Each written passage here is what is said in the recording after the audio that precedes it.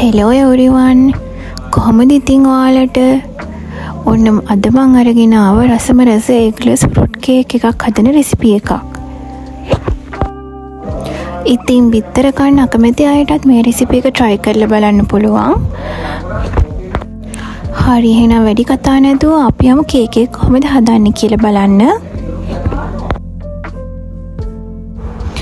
හරි ඉස්සෙල්ලාම අපි පිටි ග්‍රෑම් 150ක් ගමු.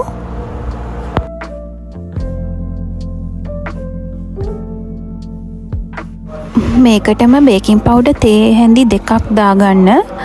ඒ කියන්නේ ග්‍රෑම් 7ක් වගේ තමයි වෙන්නේ. ඊට පස්සේ මේ ටික හොඳට මේ විදිහට මික්ස් කරගන්න. දැන් මම මේ ටික හොඳට 3 පාරක් විතර හලා ගන්නවා.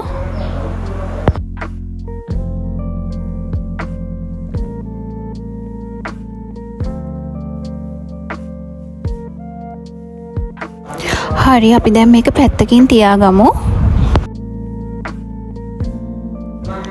ඊට පස්සේ බෝල් එකක් අරගෙන ඒකට සීනි ග්‍රෑම් 50ක් දාගන්න.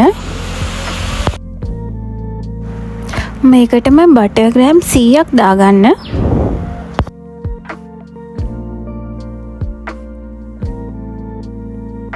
දැන් මේ ටික හොඳටම ක්‍රීමි පේස්ට් එකක් වෙනකන් හොඳට බීට් කරගන්න.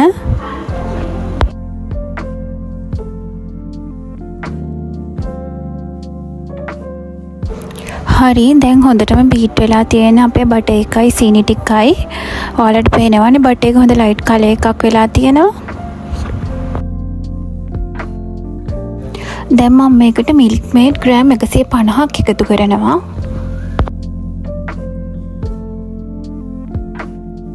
වතුර ග්‍රෑම් 100ක් එකතු කරනවා. ඊට පස්සේ මම මේ ටික හොඳට ස්පැචුලා එකකින් හොඳට මික්ස් කරගන්නවා. මොකද බීට් කරන්න කලින් නැත්නම් අර එකපාරට අපි බීට් එක යූස් කරොත් එහෙම අර හැමතැනම විසික් වෙන්න පුළුවන්. ඒ නිසා හොඳට මික්ස් කරගන්නවා.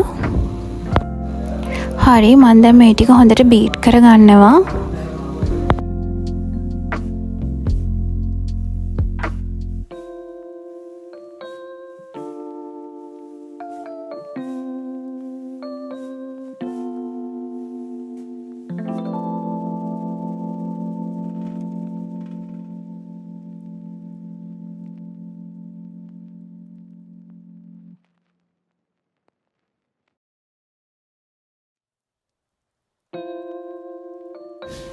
හරි දැන් අපි අර ඉස්සෙල්ලා හලලා පැත්තකින් තියාගත්ත පිටි ටික මම මේකට ටික ටික එකතු කරනවා.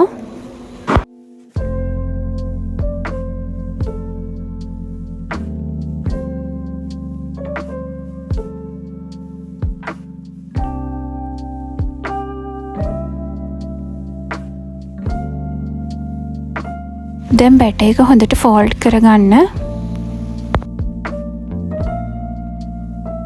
හරි අපි දැන් බැටර් එක හදාගෙන ඉවරයි. අපි දැන් මේක බේක් කරගමු. මම මෙතන අරන් තියෙන්නේ අඟල් 7 ට්‍රේ එකක්. මම මේකට බැටර් එක දාගන්නවා. මම මේ කේක් එක සෙල්සියස් අංශක 180 විනාඩි 30ක් විතර බේක් කරගන්නවා. ඒක ඔයාලගේ oven එක අනුව වෙනස් වෙන්න පුළුවන්. හරි දැන් අපේ කේක් එක හොඳට බේක් වෙලා තියෙන්නේ. ඔයාලට පුළුවන් ටූත් පික් එකක් ගහලා චෙක් කරලා ගන්න. මේ කේක් එක අපි නෝමල් හදන බටර් කේක් එක වගේ උසට එන්නේ නැහැ. මොකද අපි මේකට බිත්තර පාවිච්චි කරන්නේ නැති නිසා. සාමාන්‍ය උසක් තමයි මේකට තියෙන්නේ. මම දැන් මේ කේක් එක අයිසින් කරන්න කලින් හොඳට නිවා ගන්නවා. හරි දැන් මම අයිසින් එක හදාගන්න තමයි හදන්නේ. මම අයිසින් එක හදාගන්න බටර් ග්‍රෑම් 100ක් බෝල් එකට දාගන්නවා. ඊට පස්සේ ඒක හොඳට බීට් කරගන්නවා. බටර් ටික ටිකක් බීට් කරාට පස්සේ මම මේකට අයිසින් සුගර් ග්‍රෑම් 200ක් එකතු කරගන්නවා. ඊට පස්සේ මේ දෙකම හොඳට බීට් කරගන්නවා.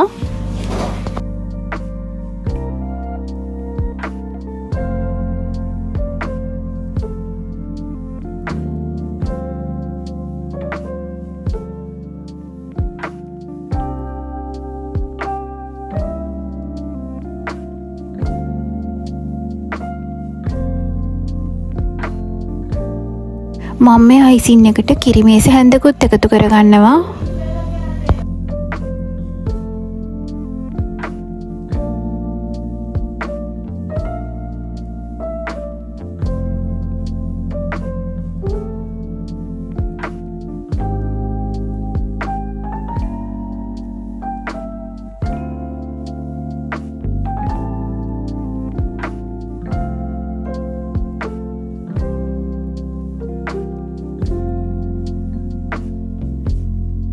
හරි දැන් අපි අයිසින් එක හදාගෙන ඉවරයි. හරි මම දැන් කේක් එක මේ විදිහට ලේ කරගන්නවා. මං කොටස් දෙකකට තමයි මේක අද ලේ කරගන්නේ.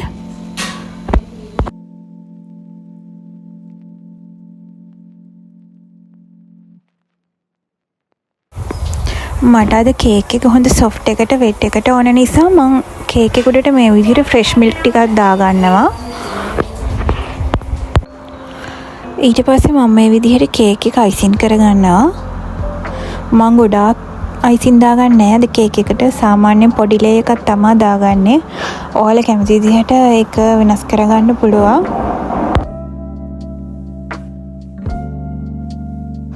මං අද මේ කේක් එකට පළතුරු ටිකක් තමයි පාවිච්චි කරන්නේ.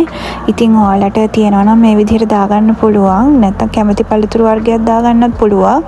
මං අද මේ විදිහට මිදි ටිකකුයි අන්නසි ටිකකුයි දෙලුම් ටිකකුයි තමයි දාගන්නේ. ඉතින් ඔයාලගේ කැමැත්ත අනුව මේ දේවල් වෙනස් කරගන්න පුළුවන්.